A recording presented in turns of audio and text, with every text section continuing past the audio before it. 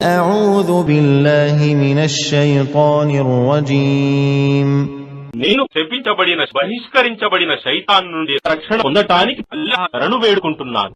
وإن للذين ظلموا عذابا دون ذلك ولكن أكثرهم لا يعلمون.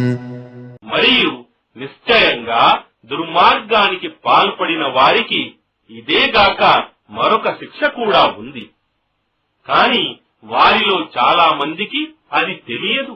واصبر لحكم ربك فإنك بأعيننا وسبح بحمد ربك حين تقوم.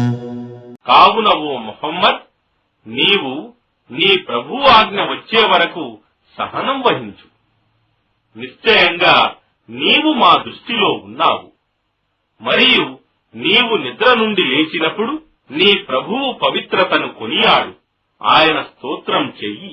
ومن الليل فسبحه وإدبار النجوم. మరియు రాత్రి వేళలో కూడా ఆయన పవిత్రతను కొనియాడు, మరియు నక్షత్రాలు అస్తమించే వేళలో కూడాను.